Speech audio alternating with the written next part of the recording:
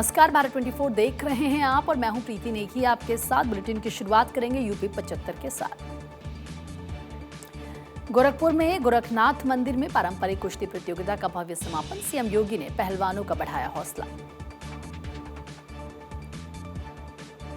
सहारनपुर में पुलिस और गौकशों में मुठभेड़, पुलिस ने गौकशी का आरोपी किया गिरफ्तार।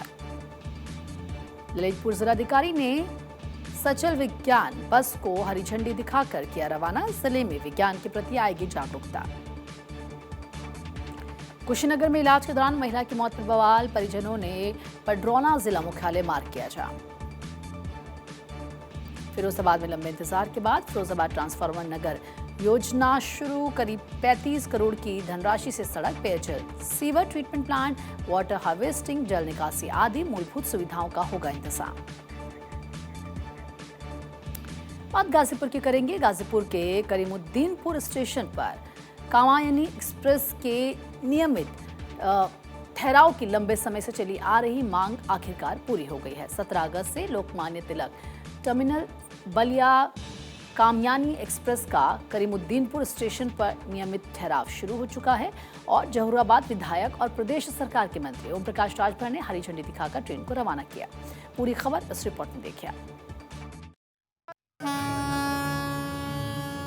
गाजीपुर के लोगों को उस समय बड़ी राहत मिली जब करीमुद्दीनपुर स्टेशन पर कामायनी एक्सप्रेस के नियमित ठहराव की लंबे समय से चली आ रही मांग आखिरकार पूरी हो गई। 17 अगस्त से लोकमान्य तिलक टर्मिनस बलिया कामायनी एक्सप्रेस का करीमुद्दीनपुर स्टेशन पर नियमित ठहराव शुरू हो गया है। जहूराबाद विधायक और यूपी सरकार के मंत्री ओम प्रकाश राजभर ने हरी झंडी दिखाकर ट्रेन को रवाना किया। इस ठहराव से मोहम्मदाबाद, जहूराबाद और आसपास के यात्रियों को मुंबई समेत देश के कई बड़े शहरों तक आने जाने में सुविधा भी अब मिलेगी। आपको बता दें कि जैसे ही करीमुद्दीनपुर स्टेशन पर कामायनी एक्सप्रेस पहुंची, स्थानीय लोगों में एक अलग ही उत्साह देखने को मिला। लोग मंत्री ओम प्रकाश राजभर का आभार जताते हुए नजर आए। साथ ही प्रदेश में हो रहे विकास कार्यों के लिए भी उन्होंने सरकार की प्रशंसा की। इस दौरान ओम प्रकाश राजभर ने लोगों को संबोधित किया। करके आपने ट्रेन की जानकारी देने के लिए और यहाँ ठहराव की जो व्यवस्था बनाई है, इसके लिए बहुत बहुत धन्यवाद आपको देता हूँ।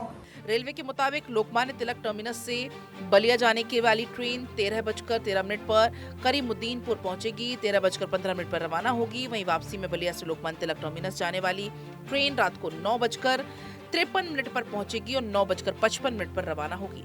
गाजीपुर से इकरार खान की रिपोर्ट, भारत 24। महोबा में विकास की योजनाएं बनाने वाली बिल्डिंग की छत से टपक रहा बरसात का पानी। बरसाती पानी से बचाव के लिए पॉलिथीन से कंप्यूटर ढककर काम करने को मजबूर कर्मचारी। कानपुर में सपा सुप्रीमो अखिलेश यादव के काफिले में बीच में गाड़ी लगाने से मना करने पर हंगामा। वाराणसी में सावन के तीसरे सोमवार और नागपंचमी पर काशी में कांवड़ योग पर पुष्प वर्षा। हेलीकॉप्टर से बरसाए गए गुलाब के फूल, श्रद्धालुओं में दिखा उत्साह।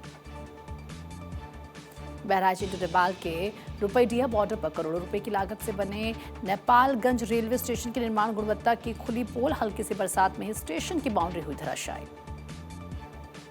हापुड़ में शादी का झांसा देकर 1 लाख रुपए और जेवरात लेकर फरार हुई नवविवाहिता। गाजियाबाद के मसूरी में उस समय शोक की लहर दौड़ गई जब स्ट्रीट डॉग के हमले में घायल 4 साल के मासूम की इलाज के दौरान मौत हो गई। मासूम की मौत की खबर से परिजनों का बुरा हाल है। ये रिपोर्ट आपको दिखाएंगे। आगे बढ़ते हैं। गाजियाबाद के मसूरी में उस समय शोक की लहर दौड़ गई जब स्ट्रीट डॉग के हमले में घायल 4 साल के मासूम की इलाज के दौरान मौत हो गई। मासूम की मौत की खबर से परिजनों का बुरा हाल है। पूरी खबर देखिए हमारे इस रिपोर्ट में।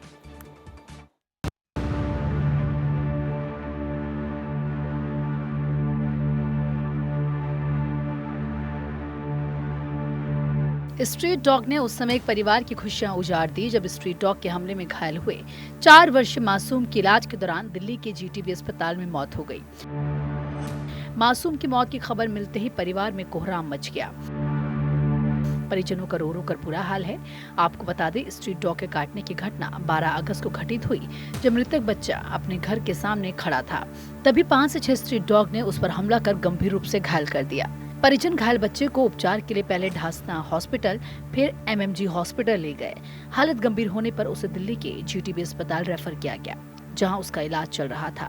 अस्पताल में इलाज के दौरान डॉक्टरों ने मासूम की मौत की जानकारी परिजनों को दी। बच्चे की मौत की खबर सुनते ही परिवार में मातम पसर गया।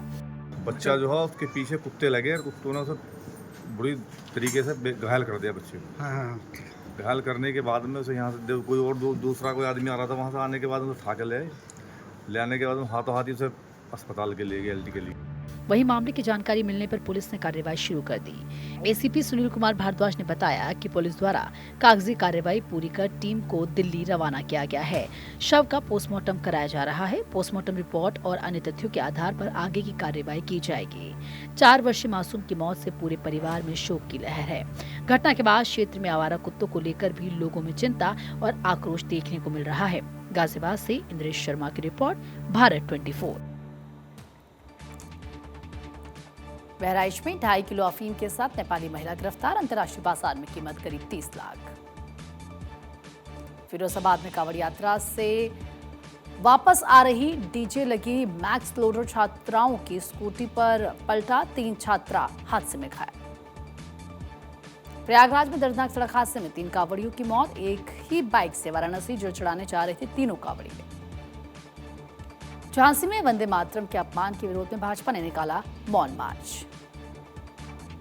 बागपत में लहचौड़ा कांड में सपा नेता राहुल अवाना का बड़ा आरोप, बाबा नहीं तांत्रिक है मुख्य आरोपी।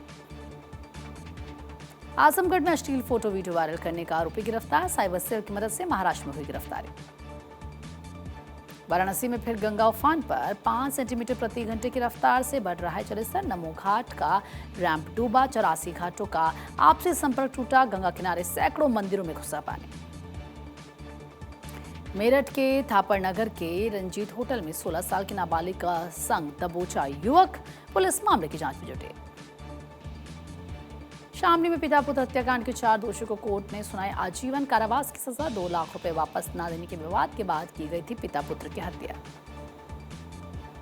सोनभद्र में लगातार हो रही मूसलाधार बारिश से जनजीवन को बुरी तरह से प्रभावित कर दिया है। तेज बारिश से कई इलाकों में कई पुल और पुलिया तेज बहाव में बह गए हैं। किसानों की फसलें पूरी तरह से पानी में डूब चुके हैं। भारी बारिश से लोगों को भारी परेशानियों का सामना करना पड़ रहा है।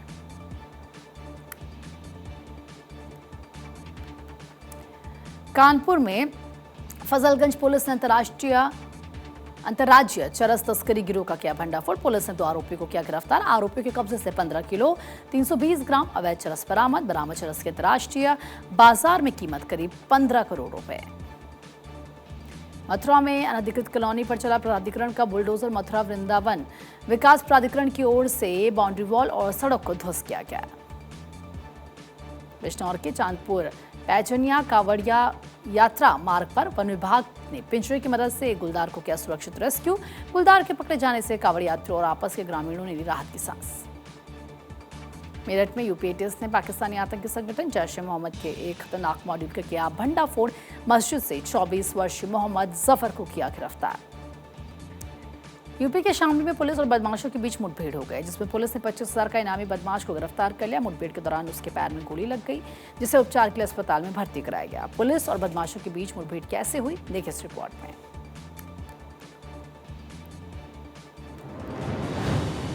शामली में पुलिस और बदमाशों में उस समय मुठभेड़ हो गई जब पुलिस सिंभलखा अंडरपास के नीचे चेकिंग कर रही थी। तभी मेरठ की तरफ से एक युवक बाइक पर आता हुआ नजर आया, जिसे पुलिस ने रुकने का इशारा किया, लेकिन उसने रुकने की जगह पुलिस पर जान से मारने की नीयत से फायरिंग करते हुए भागने की कोशिश की।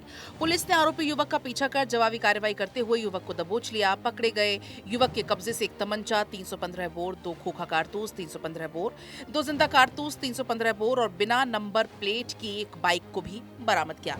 पकड़े गए आरोपी पर अलग अलग थाना क्षेत्र में करीब 13 मामले दर्ज हैं। सिंबालका पुल के नीचे कोतवाली पुलिस द्वारा संदिग्ध वाहनों की चेकिंग की जा रही थी। तभी एक पैशन बाइक पे एक व्यक्ति सवार हुआ, मेरठ रोड से आ रहा था।